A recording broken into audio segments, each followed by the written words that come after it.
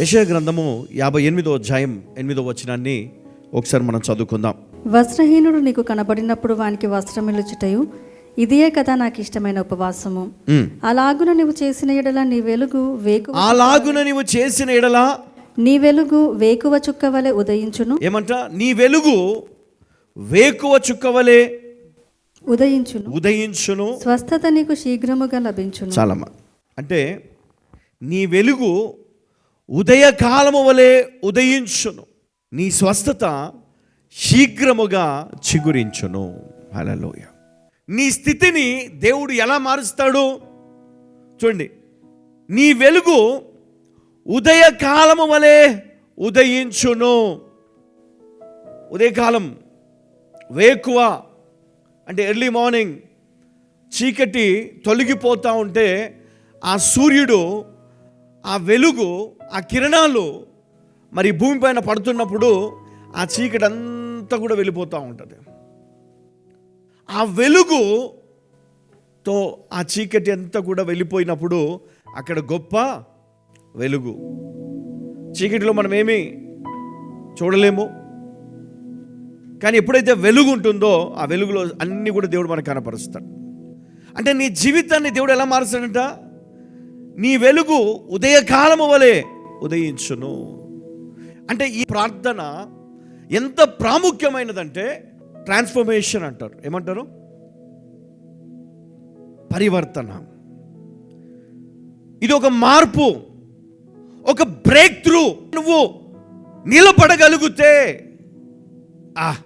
ఇక నీ పరిస్థితిని దేవుడు అద్భుతంగా వేకువ ఆ వెలుగుతో దేవుడు నీ జీవితాన్ని వెలిగిస్తాడు.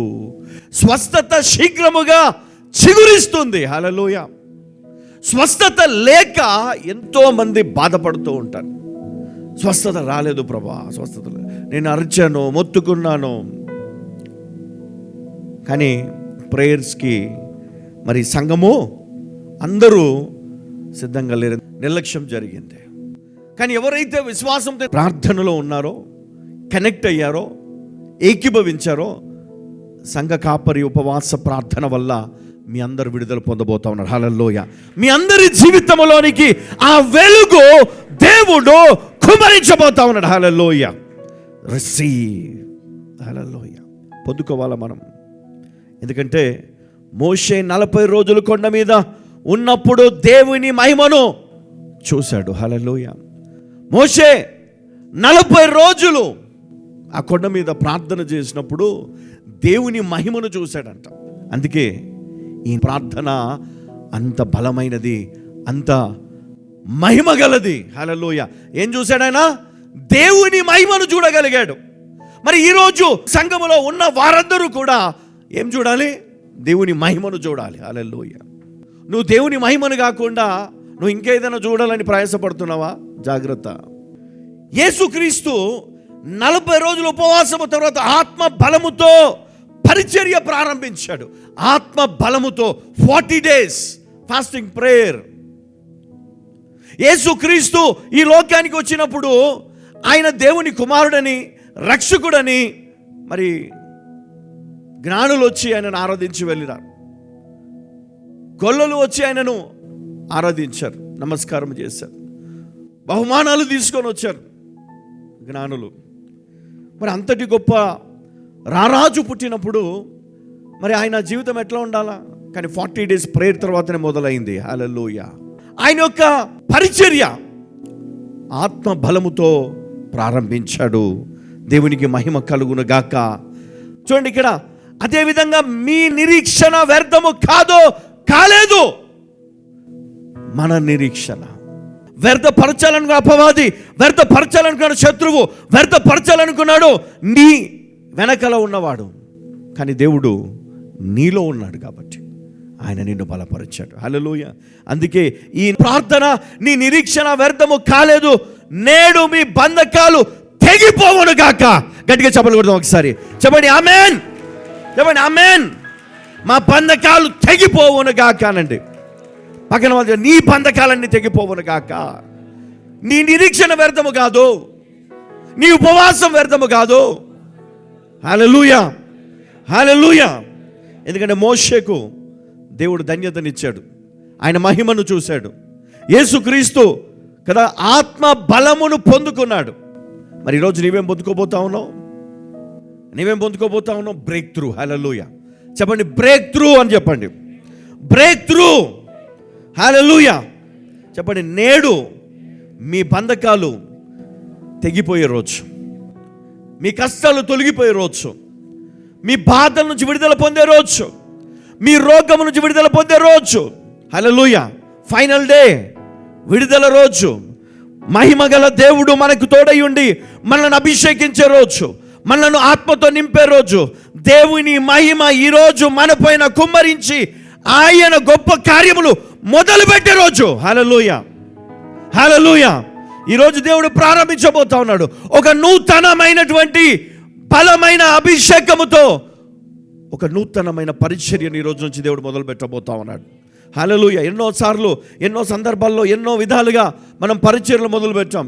టీవీ పరిచర్యని, లేదా ఉపవాస ప్రార్థనలని, లేకపోతే అవుట్ రీచ్ మినిస్ట్రీ కావచ్చు, లేకపోతే చాలా ప్రాంతాలకు దేవుడు మరి చాలా బలమైనటువంటి ప్రార్థనలకు దేవుడు ఇన్విటేషన్ నాకు పంపించడం జరిగింది. అంటే ఇంకా రాబోయే రోజుల్లో ఇంకా బలమైనటువంటి కార్యములు దేవుడు చేయబోతా ఉన్నాడు, ఇంకా అద్భుతమైన కార్యములు చేయబోతా ఉన్నాడు. మరి దానికోసం నేను మీకు జ్ఞాపకం చేస్తూ ఉన్నాను. ఇదిగో మీ నిరీక్షణ వ్యర్థము కాదు అని దేవుడు జ్ఞాపకం చేస్తూ ఉంటాడు ఈరోజు. హల్లెలూయా. చెప్పండి దేవా నీకు మహిమ కలుగును గాక. మా ప్రార్థన ఆలకించిన వాడా నీకు మహిమ కలుగును గాక. మా ప్రార్థనలన్నిటినీ నెరవేర్చువాడా నీకు మహిమ కలుగును గాక. హల్లెలూయా.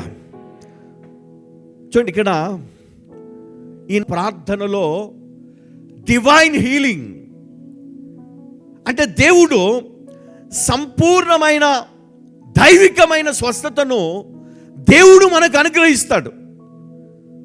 ఎలా అనుగ్రహిస్తాడు అంటే నీ నిరీక్షణ, నీ ప్రార్థన, నీ పట్టుదల. సాధారణ చెప్తాడు, ఎన్నో విధాలను డిస్టర్బ్ చేస్తాడు. నువ్వు డిస్టర్బ్ అయినావా, నీకోసం సిద్ధపరిచినటువంటి ఆ రాజ్యమును నువ్వు పొందుకోలేవు. నీకోసం సిద్ధపరిచిన ఫలము నువ్వు పొందుకోలేవు. నువ్వు కష్టపడి చేసావు, దేవుని కోసం పనిచేసావు, ప్రతిఫలం పొందకుండానే నువ్వు కోల్పోయే ప్రమాదం ఉన్నది. జాగ్రత్త. దేవుడు నీకోసం ప్రతిఫలం పెట్టాడు. ఇదిగో పాలు తేనెలు ప్రవహించే దేశానికి వెళ్తావు మోషే, కానీ పోలే. జాగ్రత్త. ఫుల్ స్టాప్ పడకుండా చూసుకోండి. నీ ప్రార్థన వ్యర్థమైపోతుంది. నీ ప్రార్థన జీవితం నటన జీవితంగా ఉంది. సాతాను నిన్ను పడేస్తే నువ్వు పడిపోయే అల్ప విశ్వాసం కలిగి ఉండకూడదు. నువ్వు దృఢ విశ్వాసం కలిగి ఉండాలి. సాతాను ఎన్నోసార్లు నిన్ను పడేస్తాడు.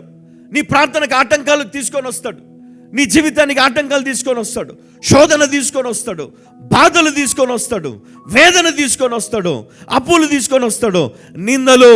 భయపడకు. నీ దేవుడు నీకు తోడుగా ఉన్నాడు. ఎవరికి చెప్పాలి? నీకు తోడుగా ఉన్నాడు. ఎంతమంది ఎన్ని నిందలు వేసినా ఆ నిందలు నీపైన నెరవేరవు. ఎందుకు తెలుసా? దేవుడు తన బిడ్డలను తన రెక్కలతో కాపాడుతాడంట కదా. సాతాను నిన్ను పడేస్తాడేమో, కానీ దేవుడు నిన్ను లేపుతాడు కదా. ఎన్నిసార్లు పడేస్తే అన్నిసార్లు దేవుడు నిన్ను లేపుతాడు, కానీ నువ్వు పడొద్దు.